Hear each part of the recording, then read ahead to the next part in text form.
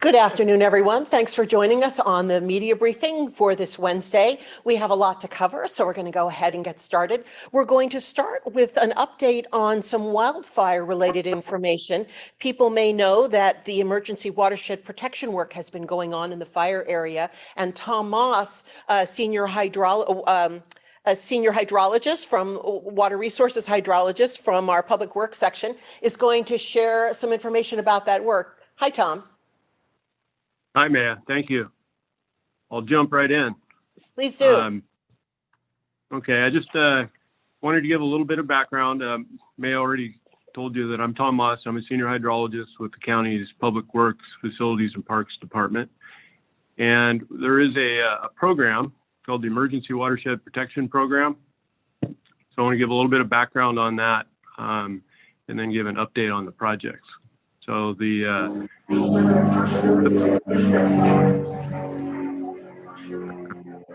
it's a federal program that's offered through the USDA Natural Resources Conservation Service, and they provide financial and technical assistance for post-fire hazard mitigation projects. So following the 2020 Carmel and River fires, thankfully the federal government funded that program, and the county, through the Board of Supervisors, signed on as the local sponsor of the program. So there are several departments that have been involved over the last several months, and I want to just quickly acknowledge the Office of Emergency Services, the county's OES. They helped us significantly with the public outreach and tried to get the word out to the community, let them know that this program existed. They sent out targeted mailings, they updated their website. They also set up a system that people could request site assessments online through their website. So they were very helpful in getting the word out. And then people, when they signed up, the NRCS, their role, they were responsible for providing the actual site assessment. So those have been, again, ongoing for several months.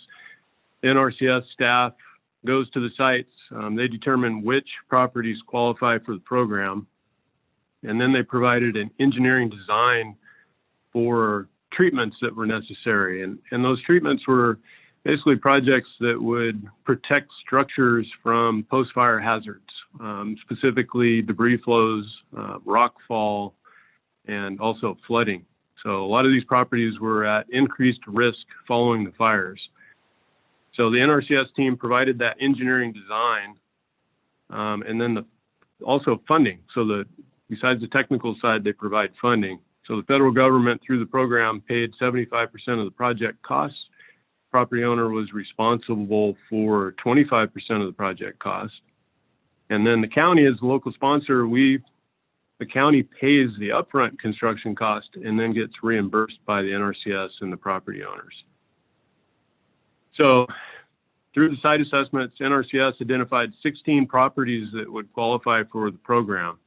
Once we knew the properties that qualified, the county, Public Works, and our contractor, Granite Construction, we prepared construction cost estimates and then went to these sites and talked to the property owners, in some cases tried to talk to the property owners. And we ended up with 8 properties that wanted to move forward with projects. So those projects, again, were predominantly water barriers, sandbags, or a combination of water bags and sand barriers. Water barriers and sandbags, I'm sorry. And then we had some fencing projects too, one in particular that was installed to protect the structure from rockfall.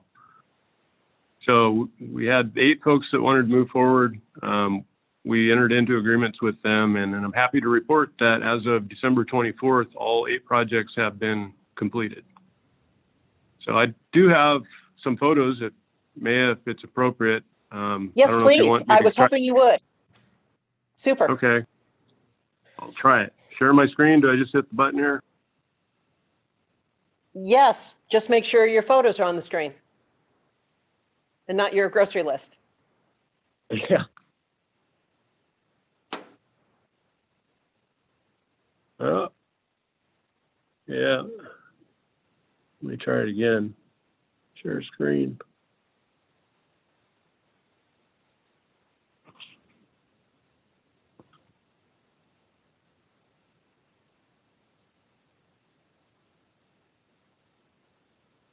Yeah, I'm sorry, I'm having technical difficulties.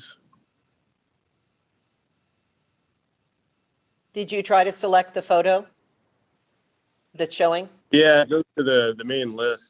Okay. I don't know, can you do my screen And and you just know share what we the screen? could do? Can you do that? Sure, give it a try.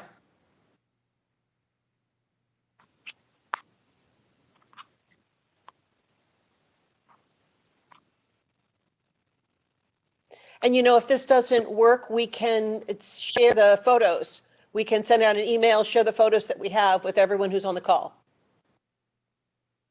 Can you see it now? Or not? No, we're not seeing anything. Sorry. Okay, yeah, I can send them to you, but they're, again, That would be predominantly the great. project. I'll send you pictures. They're water barriers. Water barriers, if you're not familiar with those, they're similar to a K-rail in shape. And they're, instead of being filled with concrete, they're a plastic shell, and then we filled them up with water. So they function much like a K-barrier, a K-rail, and they weigh about 1,000 to 1,200 pounds when they're filled with water, pinned together. And then we stack sandbags behind those just to keep any water from going underneath the water barriers. So that's pretty much what they look like. Again, in one project, we were able to put cyclone fencing on top of the water barriers. It extended the height up a little bit to protect the structure from rockfall. And then the barriers themselves would divert any debris flows around the structures. So some of the projects, All again, right. I guess simple as sandbags, just to, again, keep shallow debris flows from entering properties. Most of them were out in the Pine Canyon area off of River Road on the west side of Salinas. So, All right. and that Thank you. concludes my presentation. And if you could stay on the call in case there's any questions later, that would be terrific. I see we've got Gary Millay from the Office of Emergency Services. He's been able to drop in for a few minutes. There was some information out, new information about Homes for the Harvest program, and he has a few minutes to join us and tell us more about that. Hi, Gary. Yeah, good afternoon, Maya, and hello, our professional press public. As most of you all know, the Homes for Harvest is a state program that basically provides the same kind of support through our Project Room Key, but specifically for agricultural industry workers. And so the big difference is that instead of the county supplying all of the services, the state actually provides the location, the hotel, and then the county steps in and collaborates to provide the additional services that are needed, the food, the medical, the security, et cetera. So we've been trying to get the state on board with Monterey County since they modeled this program after what we were already doing. And they had it up and running in other counties like Fresno, but they just couldn't get any contracts with hotels here.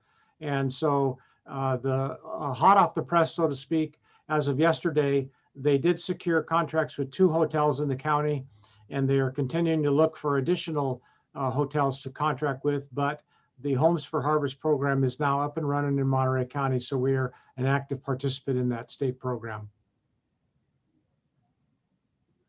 Thank you very much, Gary, I know you're very busy and you only had a few minutes. Thanks for dropping in to share that. If I get it, I know you have to get off the call. If there are any questions, I'll forward them by email to you. Yeah, I'd be absolutely happy to answer any questions that they have. Great, thank you very much. It's really great when people can make time for the media. Thanks, and I'll let you go ahead and drop off. I'll just throw one thing in there it's on a different topic, and maybe you've already talked about it, I don't know, but I was getting some inquiries from media outlets directly regarding the vaccination planning that's happening. And I can't talk to any specifics, but I will say that the health department and OES are collaborating together to do not only short-term, but long-range planning for the vaccinations and mass planning. So those are being done right now, but I don't have any specifics to share other than the fact that we are doing it. All right, thank you. Thank you very much. And thanks for being able to drop in for a short time. All right, thank you. And now we're going to move into some of our other COVID information. I'm seeing Rick Encarnacion from Environmental Health, who's going to share with us an update on enforcement issues, as well as a new option for the public to support our local restaurants at this time. Thank you, Maya. Good afternoon, everybody. Rick Encarnacion, Acting Bureau Chief for the Environmental Health Bureau. I'm here today to give you an update on the Environmental Health Bureau's enforcement activities regarding COVID regulations and guidance. May I share my screen so I can show my document? Yes, please do.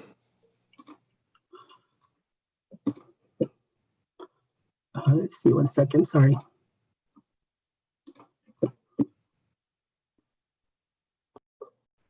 All right.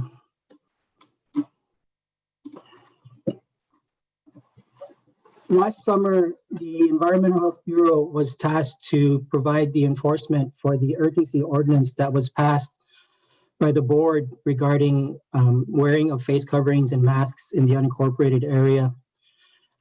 So we conducted an outreach program to educate everybody through the summer, and then we began our enforcement activities in September. That resulted up to date about 2,685 site visits to facilities that we regulate, such as restaurants and markets, as well as others in the unincorporated area. Restaurants and markets and other food facilities we regulate all throughout the county. So the table that you see before you are some of the businesses that receive citations for not wearing masks and receive citations and fines. But I'd just like to let everybody know that all of these facilities here in this box have come into compliance, which is great. In addition to the mask ordinance, as many of you know, we also regulate restaurants. We're the regular health inspectors for the county. We do anything related to health and safety to prevent injury, illness, or death for restaurants and markets and any other type of retail food activity. So notices of violations do apply for violations regarding COVID regs, as well as the regular health code regulations. These two businesses down here below received notices of violations, but also upon our follow-up inspections, came back into compliance, which is great. Two businesses did not go into compliance and received repeated violations, which resulted in permit suspensions. Aloha Coffee and Cafe's permit has been revoked. The Tuck Box permit was suspended and is subject to revocation. The other thing I'd like to mention to everybody, in addition to the enforcement, we'd also like to promote what businesses are doing right. And so our public information officers, Maya and Karen Smith, helped Environmental Health produce a dashboard that allows the public to view businesses that have submitted requirements for COVID guidance. Back when this started, we did a mass education outreach program. We required businesses to submit documentation that they received the educational materials. They posted it on their facilities. Those that have returned the documents, we have documented here in green on this website. Let me, if you can see it here. And now we haven't created a short URL yet, a short website, but it's on the same page. And I'll post a link in the chat box of where all the educational documents for restaurants and markets could download guidance. Businesses here that are in the red, these are not violators. They just have not returned documents. We have staff going out. You can see where it says here, no form. That basically means they have not yet received, we have not yet received documentation. But as you know, if there are violations, we do issue violations and follow up. But the majority of the businesses are very much in compliance and understand the importance of COVID regulations.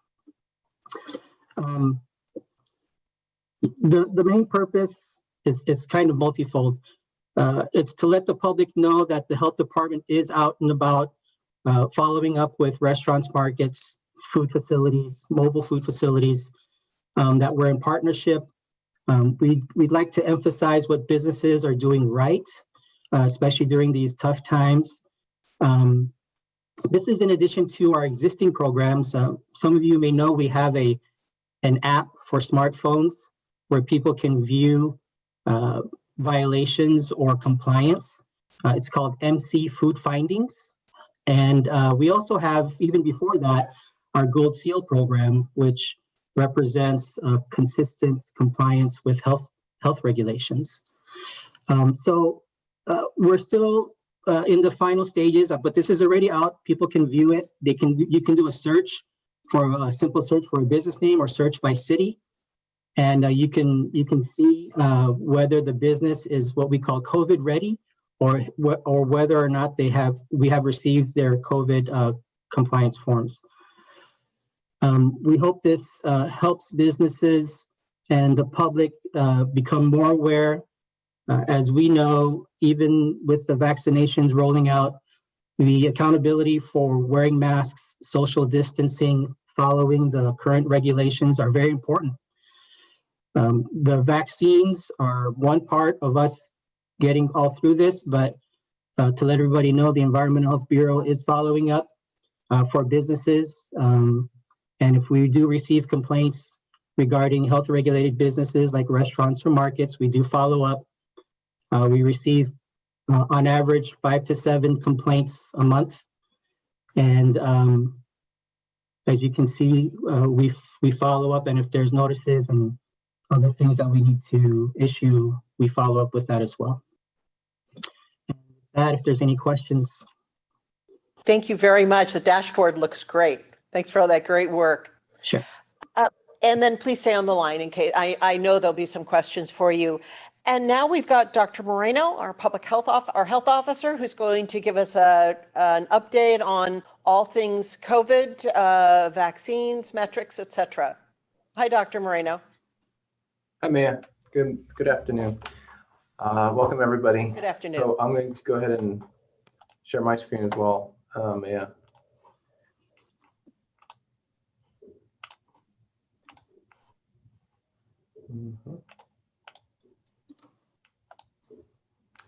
Okay, let's see. What are you seeing, Maya? Maya? Excuse me, I'm seeing phase 1A, 1B, 1C. Yeah, that's not it. Okay, hold on a second. I did see your Yeah, PowerPoint what happened? earlier. I'm trying to. Nope.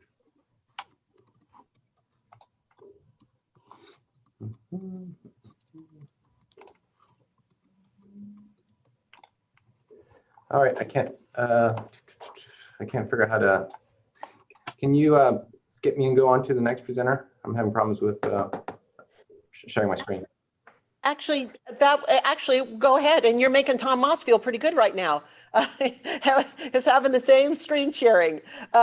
So yeah, if you'd like to give you about 5 minutes or so to figure that out, because I know we've got our Blue Zones representatives on the call. We're going to pivot a little bit from just the hard news about COVID to look at COVID-19 from the lens of the Blue Zones project.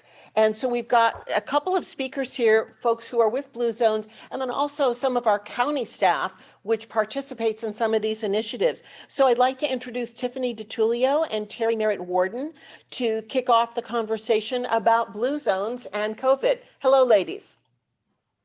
Hello. Hi And there. good afternoon. I'm Merritt, Warden, and I serve as Vice President of Operations for Blue Zones Project by ShareCare.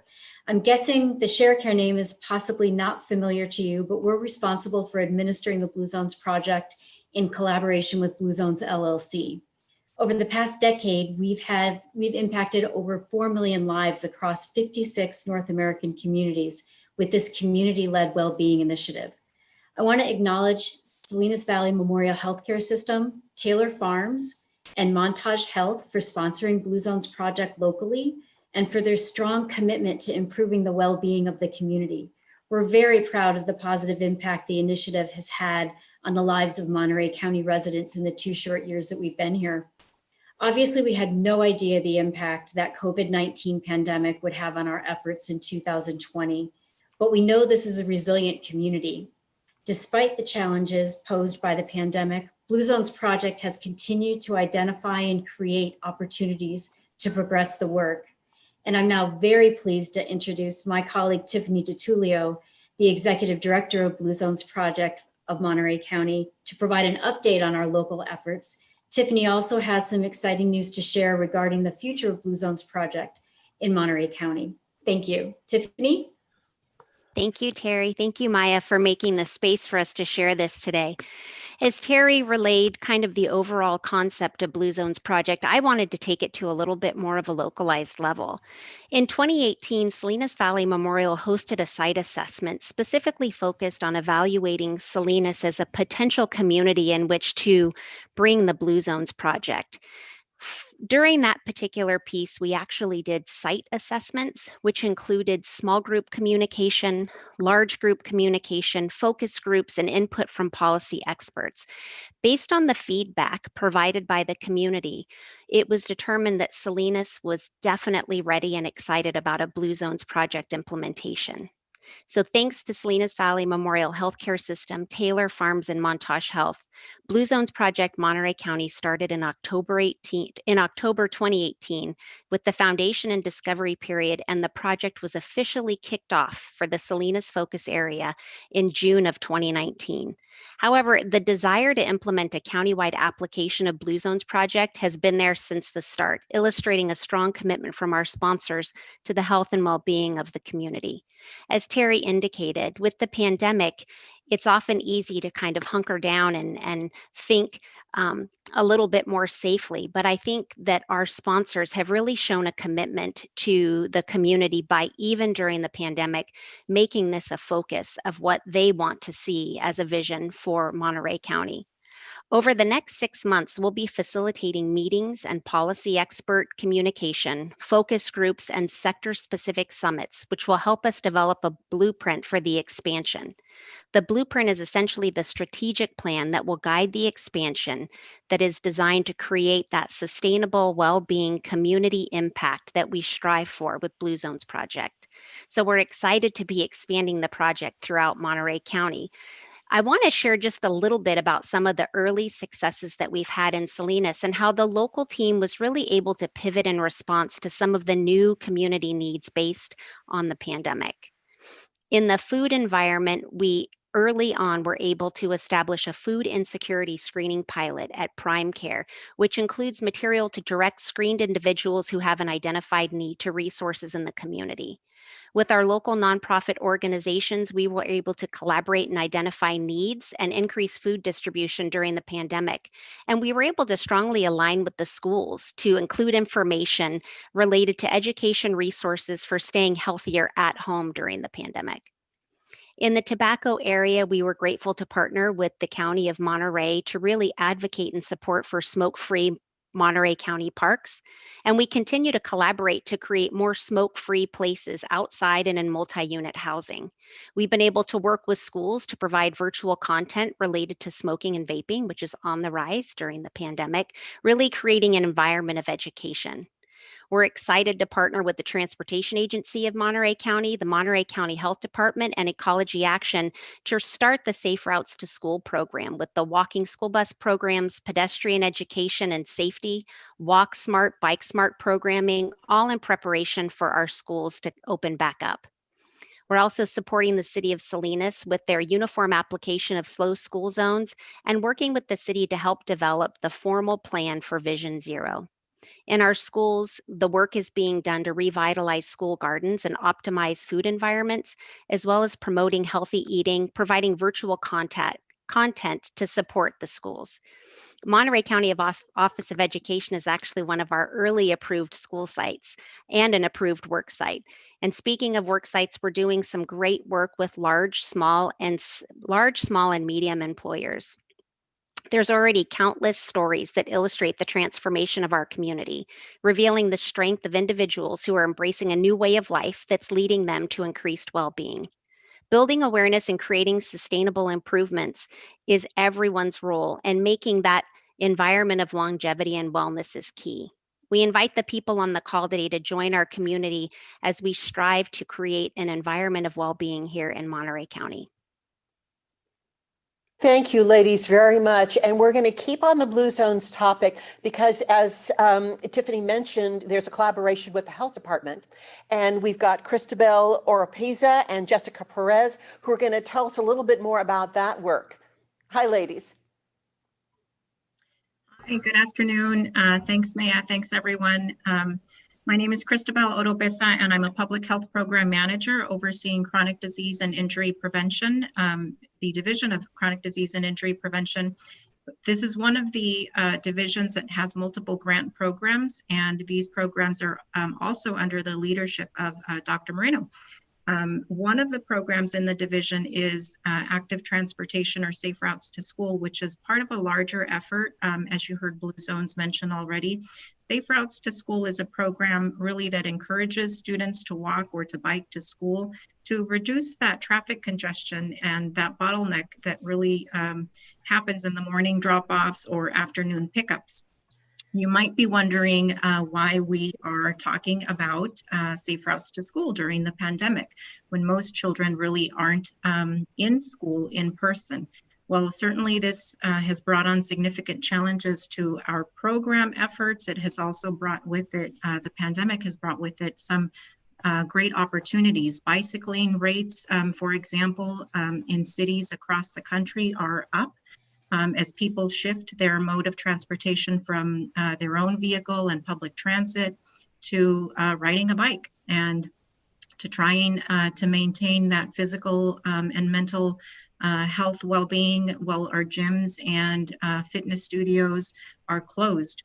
And so programs have had to get very creative on their service delivery, and Safe Routes has looked very, very different this year. But it is, and it continues to be important. And in some ways, it's even more important now as more children and families are walking and biking.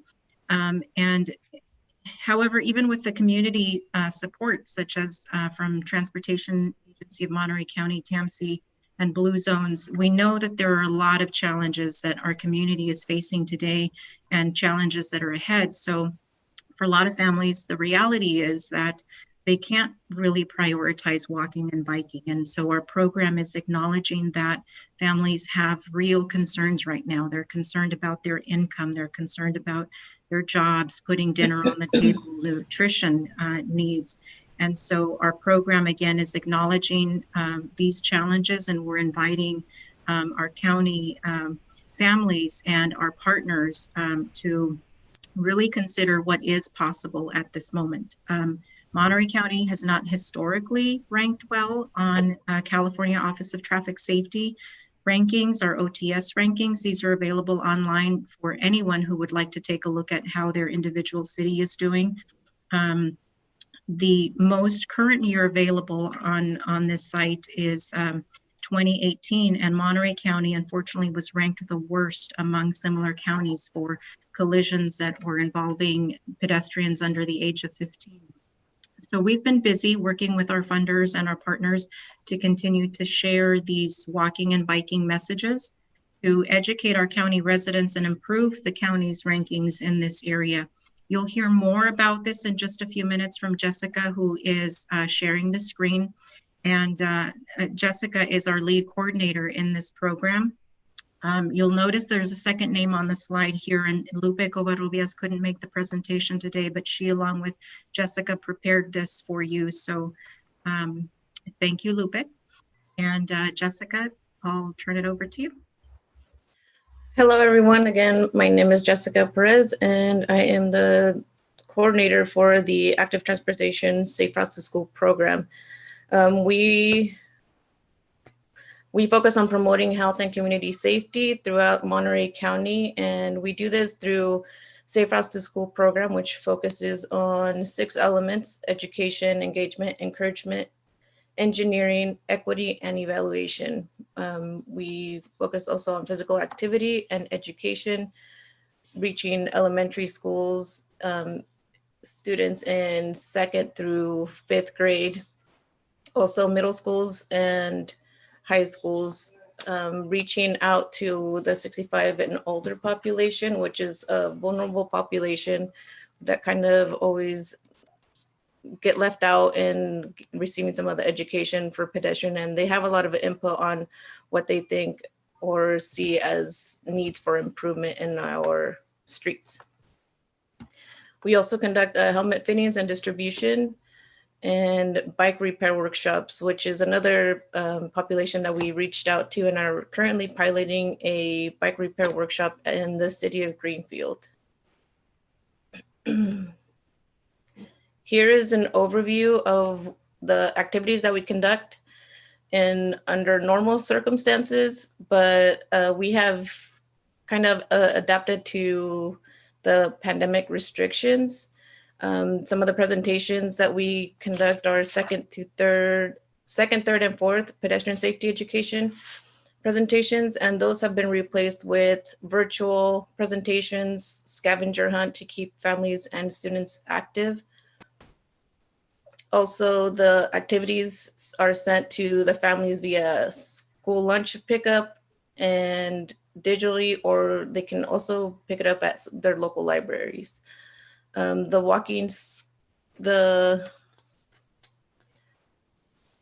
safety education meetings for community and parents, we are still conducting those virtually as well. They are through our Safe Routes to School committee and Enlace cohorts, which have been taking place in Salinas and South County.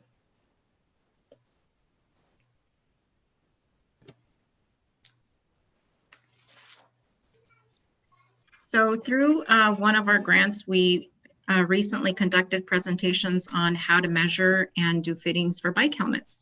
This was one of the activities this fall, and the health department distributed helmets in the city of Greenfield. And thanks to our partnership with the Greenfield Unified School District, we were able to distribute helmets there, as well as in the city of Soledad. And that was thanks to the partnership with Soledad YMCA. We're continuing to work with partners, again, like TAMC, Ecology Action, our schools, the police departments, and Blue Zones to really expand our reach to community groups and our community families and residents on some of these efforts. Jessica mentioned bike repair workshops, and the health department has also partnered with Greenfield Community Science Workshop most recently, and together we organized a bike repair workshop that we're now hoping to replicate in some of our other communities. We're pursuing additional grant funds to be able to expand those throughout the county. Attendees at the bike repair workshops were instructed on social distancing guidelines, as well as instruction from our own county staff on bicycle safety, and helmet fitting was of course also provided. And youth had the opportunity to work with an expert to basically learn some minor repairs on bikes. Youth walked away from these bike repair workshops with really so much more than their bike or their helmet, which were also important. But even more important than that, we really believe that it was the ability to build their confidence. And for many kids, as we observed, this was really the first time that they had a set of tools, that they used a set of tools for the very first time. And they're learning about the value of recycling, repurposing, and reusing, since most of the bikes and the bike parts are donations of used bicycles and parts from local donors. And the next slide there for a sec, we have our contact information. Can we go? There we go.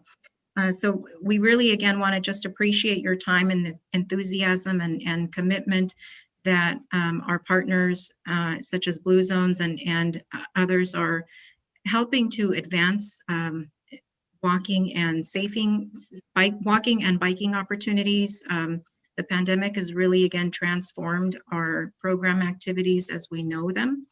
And no matter when kids go back to school, in-person learning in our communities, it really is clear that schools are going to need our support. Our families, our students, the youth are going to need our support, and we can better meet those needs really through our partnerships with community partners and collaborative approaches. So thank you, everyone. Thank you, Christabel, and thank you all on the Blue Zone and related topics for joining us today. I see Dr. Moreno is back on the line, and hopefully he's got his screen share worked out. Hi, Dr. Moreno. All right, man, let's try this. Let's try this again.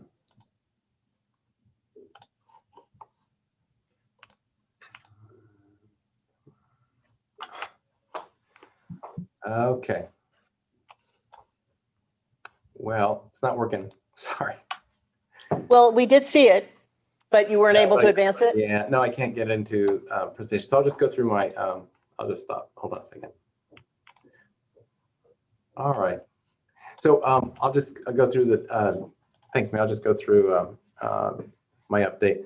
So I can tell you, as far as data, the state is now resumed providing estimates of blueprint metrics for tiers. And I think that's partly because they've committed to looking at under the state health officer's stay-at-home order.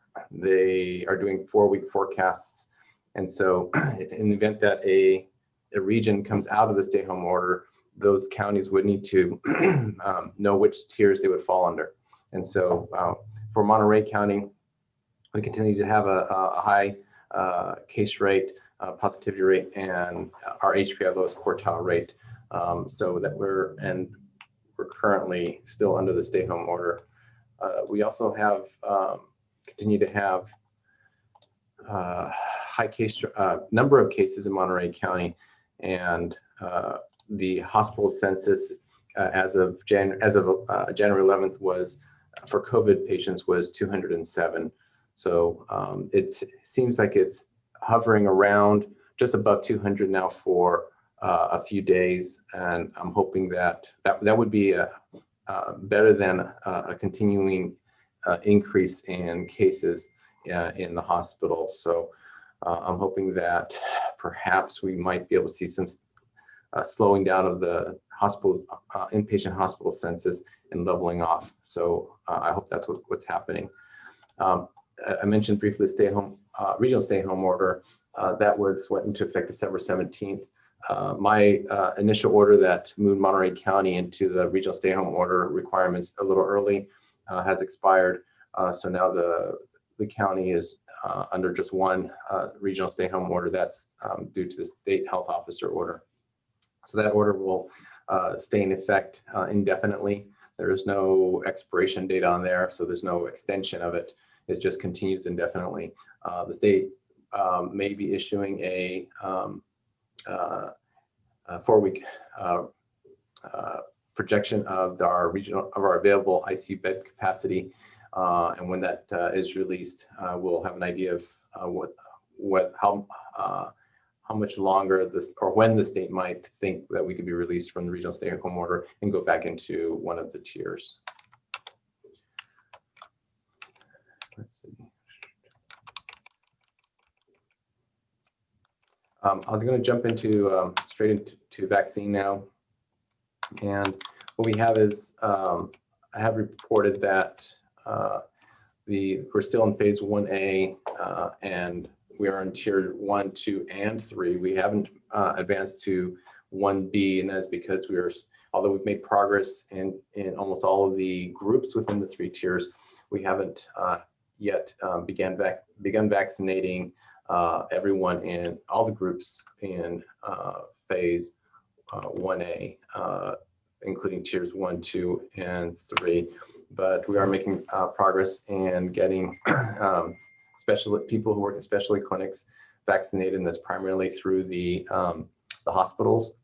The hospitals have received additional vaccine and have extended some of the opportunities to specialty clinics and their staff.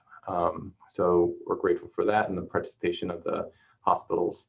Our lab, we're working on, the dental community has been alerted, and we worked with the Dental Society here in the area to assist us in getting information out to dental offices and to let us know how many staff they have, and that helps us in scheduling clinics with appointments and knowing about what the demand might be from each of these groups. And we've also just recently reached out to directors of funeral homes and following the similar process as well. And looking at getting the private small pharmacies also on board with getting vaccinated, and hopefully working soon with the larger pharmacies, Walgreens, Walmart, CVS, for example, and get their groups in the pharmacies vaccinated. As far as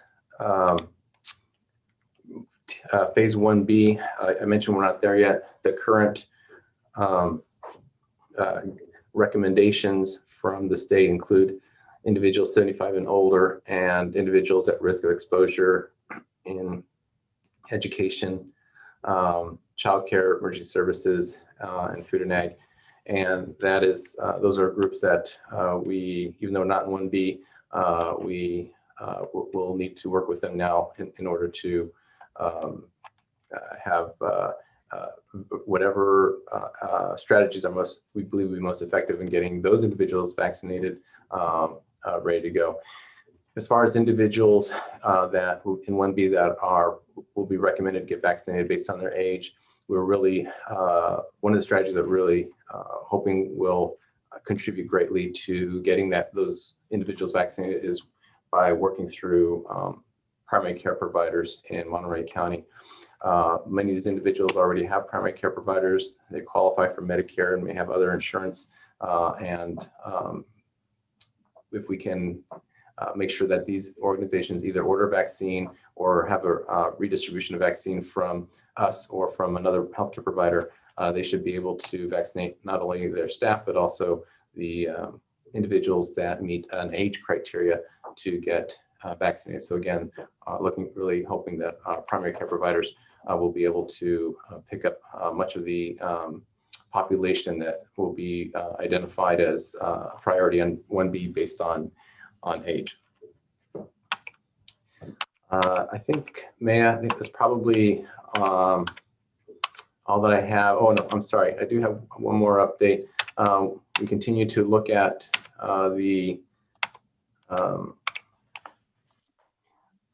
how much vaccine is allocated and where it's going, and how many people, not how many people, how many vaccines have been administered. So right now we are looking at trying to get information from those organizations, the hospitals and the clinics that are receiving vaccine, and asking if they could share with us what their inventory is, because we can't look at their inventory through the state portal. We can only look at our inventory. And but we can also look through CARE. And so as of today, the total number of vaccines administered is 8,803. And one of the things that we suspect is that it's probably more than that.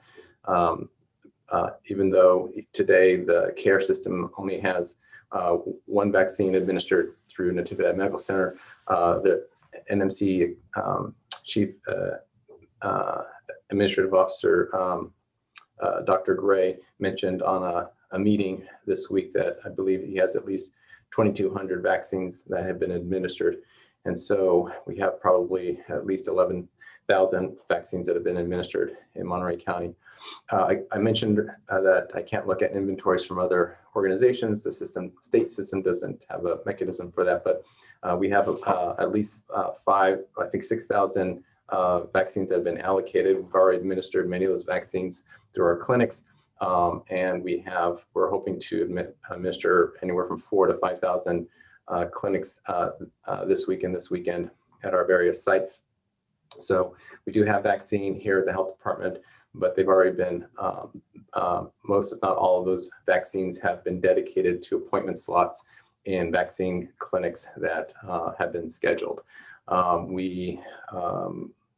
I think we're receiving our allocation this week for our order on Thursday, and we'll be looking to communicate with the existing providers to see how much vaccine they feel that they can take and vaccinate individuals through their organizations, in addition to the vaccine clinics that Monterey County Health Department is operating in the county.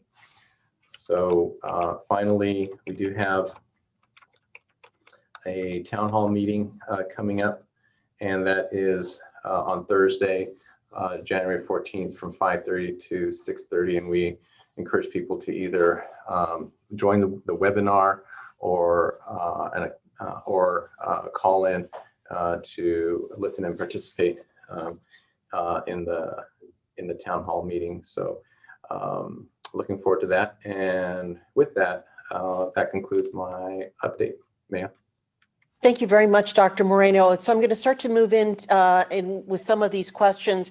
I had one question about how many vaccines and doses have been received, and there was a slide in Dr. Moreno's presentation that had that. So I'm going to move on to the next one. Dr. Moreno, you did talk a little bit about how people over age 65 could get vaccine in the future, but this question, you might want to tell a little bit more about how that's possible. The governor says all Californians who are age 65 and older can get the vaccine. How is Monterey County acting to address this? And will it primarily be done through vaccine clinics? And how those who are over 65, would they be notified? So we have thanks for the question. I think I did answer part of the question. And again, we're really looking to the primary care providers who are the doctors to these individuals, particularly those that have already received vaccine and are approved by the state to receive additional vaccine. So when we get to 1B, then we will communicate to the healthcare providers to let them know that some of their patients are eligible to receive the COVID vaccine. And again, depends on what the particular guidance that we get from the state, whether that be 75 years or older or another age requirement. And these clinics or most of them have electronic health records. At least the larger clinics like Clinic of the Salud and the county clinics all have electronic health records. And so they can run queries to identify individuals based on a variety of personal demographics or health conditions. And so they could utilize their electronic health records to identify those that have a certain age or older, and send notifications either in the manner that they usually communicate to their patients, and let them know when a vaccine is available for them and to schedule a vaccine. There will be individuals that don't have access to a primary care provider in those higher age groups. And for those individuals, we'll be looking at getting information out that may make them eligible for vaccine through other strategies. We may be using our county clinics or clinics that we participate in and have individuals over that age make appointments. There will be, I'm sure there'll be an opportunity to let the public know through the media. We at the county can do that through our social media, and we'll also rely on, hopefully we'll have other organizations that advocate for the older population that can assist us in getting information out to those individuals. All right, thank you. Next question. Dr. Rainey, you said yesterday that the county would need more staff and bigger facilities to immunize more than 1,000 people per day in phase 1B. Will Monterey County have enough staff by then to man those sites? And where in the county would that vaccination sites or sites be located? Yeah, I think I mentioned that we would could definitely use more and to vaccinate more individuals, but we'll schedule appointments at clinics based on the resources that we have. So if we have more staff or we have more resources and more vaccine and larger facilities and support for security or police and the other resources that we need, then we'll go ahead and ramp up to the number of appointments that our resources permit. So again, we'll schedule appointments as resources allow. But as a reminder, Monterey County and our partnering agencies through our clinics through at the various sites in Monterey County are not the only place where people will be getting vaccines. We are, again, dependent upon our primary care providers to get vaccine out to, not out, but bring patients into their clinic settings to get vaccines. So we'll be looking to, we'll continue to work with our partnering agencies to make sure that those that have vaccinators and can vaccinate others are also participating in this countywide campaign. All right, thank you. And then a follow-up to the earlier question about people age 65 and older. How could people age 65 and older sign up for a vaccine or information about a vaccine? Does the county have a plan, and how will we track who has been vaccinated and who might be ready for a second dose? Right, so thanks. So we're not ready at this point to send out information on how people over 65 and older can sign up. When we have sufficient vaccine and resources and can commit the vaccine resources to appointments that could accommodate individuals based on age, we'll be sending information out with instructions on how that gets done. Thank you. And then just a follow-up question there, within the same question, is Monterey County concerned about COVID-19 vaccine expiring before they're used, and have any vaccine, or has any vaccine expired in the county? So I wouldn't say that I'm worried. I would say that we take precautions that we've been taking for a very long time as part of our immunization program here in Monterey County to make sure that vaccine is stored properly and is monitored properly. We also carefully look at the expiration dates for any vaccine that we have, with not just COVID, but whether it's measles or varicella or any other vaccines, as do our county primary care providers who are accustomed to giving vaccine. So we have many individuals in healthcare who are very familiar with managing vaccine. They know how to read manufacturers' guidance on how to store and administer vaccine. They all have the information on the emergency use authorization on how to store, utilize, and transport vaccine. And so we have experienced people taking the experience that they have and adapting it to this new vaccine, both Pfizer and Moderna. In terms of have any vaccines expired, that I don't know. We haven't had any here in Monterey County because we've only had vaccine for a few weeks, and the expiration dates for our vaccine go well beyond a few weeks. I don't know if the providers who have received vaccine have had any difficulties with vaccine, but I believe that again, we have where these vaccines has gone. For most part, many of these organizations have lots of experience with handling vaccine. If there's a temperature excursion, which means the temperature goes too high or too low in a freezer or refrigerator, we have alarms that should go off, and if they do go off, we have plans to move vaccine to other refrigerators or freezers to make sure that those don't reach a point where the manufacturer would or the state would consider that they're no longer effective. Thank you, Dr. Moreno. And Rick and Carnacion, I have a question for you, and I don't think you have answered it in the chat.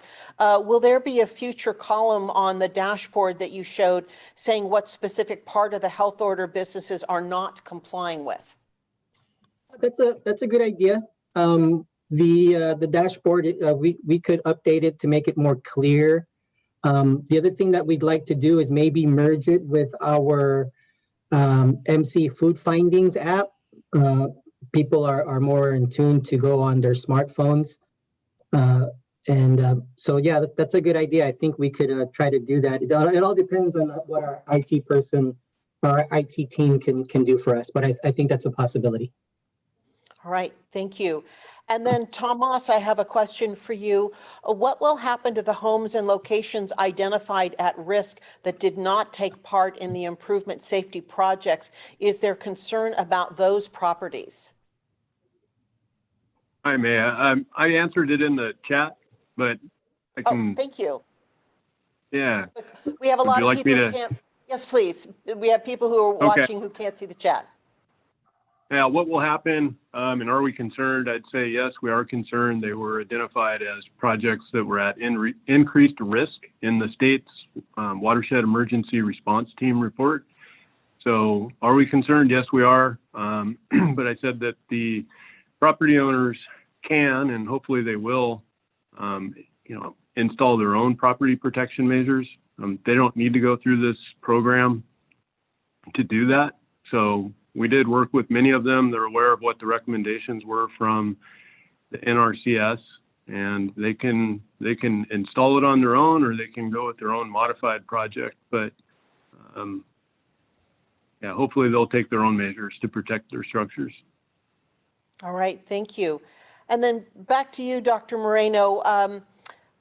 Still focused on the people who are age 65 and older, is there any estimate about how soon people in that age group could start getting vaccine based on what you know about state allocations and the interest in having this go forward?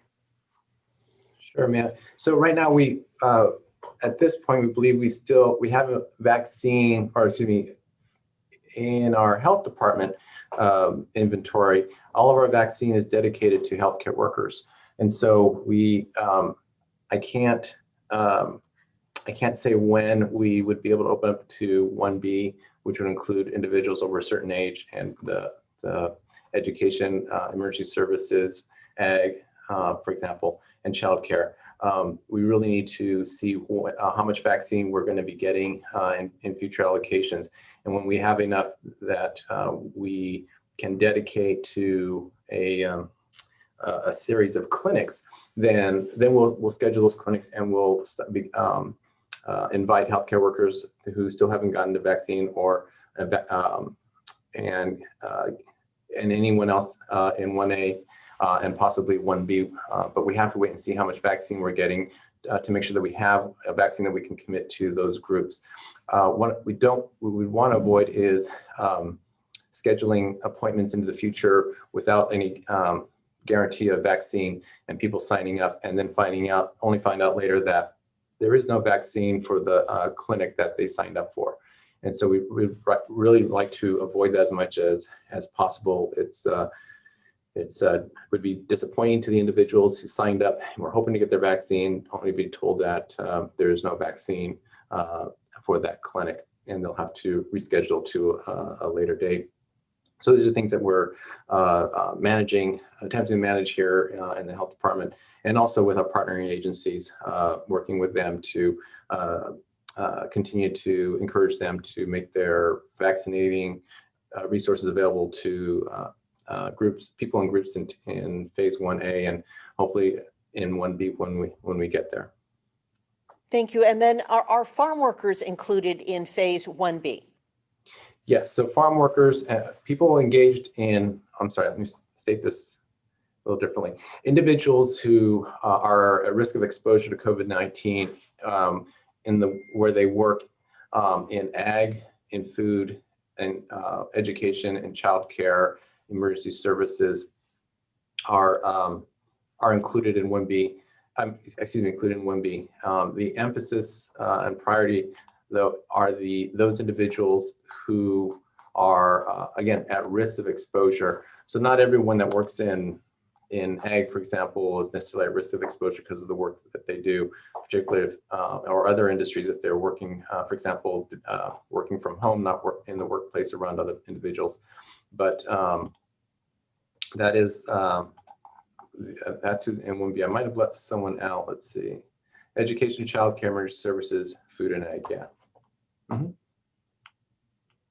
All right. And then following up on your discussion about seniors, what about using traditional flu clinic methods for reaching senior citizens like the VNA through senior centers?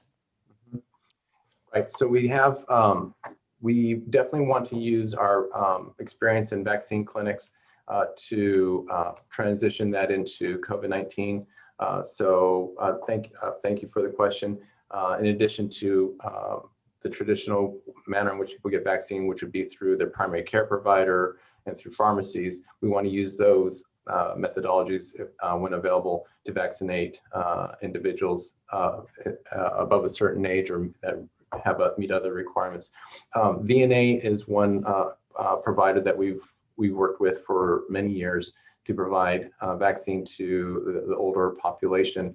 And we can use VNA for that group and any other vaccinators that are willing to dedicate resources. So yes, that's definitely a group that we're using for vaccinating individuals as their groups become eligible to receive the vaccine. So thank you. Thank you. And then I'm going to try to squeeze in 2 more questions here. If the state is saying those who are 65 and older can get the vaccine now, not waiting until the phase 1B, does the issue of having vaccines still apply? Yes, because it may apply. If the state is encouraging counties like Monterey County to move to include other individuals who aren't currently in 1A, or to encourage us to move to 1B, that increases significantly the number of individuals that are eligible to receive the vaccine. But it would be a challenge for us if the state does and the federal government does not give us more vaccine to vaccinate those additional individuals. So that would be a challenge for us. And so that hopefully the state, in considering adding people to 1A or encouraging counties to work with populations that up until this time had been in 1B, hopefully the state takes that into consideration. Otherwise, we're going to have a lot of individuals who want to get vaccinated because they were told they can get vaccinated, but we don't have vaccine to schedule appointments for them. So that's really what we're trying to, we'd like to avoid it as much as possible. Thank you. I'm going to squeak in one more question. Putting the burden on primary care physicians seems like it would take more time to get vaccine out. Wouldn't the larger scale clinics get more people vaccinated faster? Well, a good question. I think sounds like an one or the other situation, and we're not in a one or the other situation.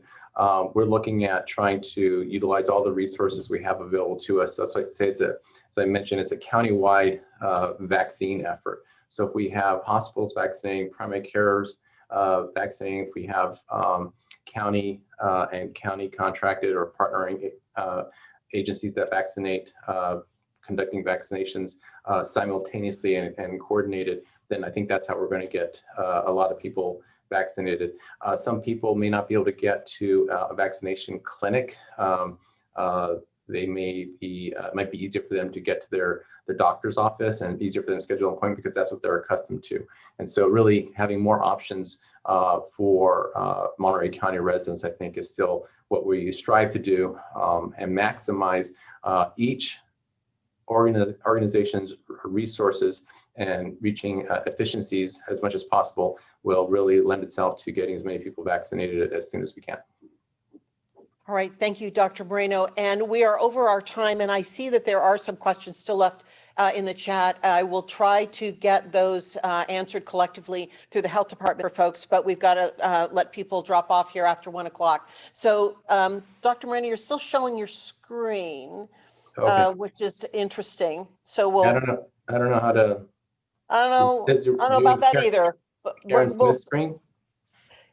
It could be, but either way, we're gonna let you go. And thanks everyone for joining us on the briefing today. All right. We'll see you on the briefing next week.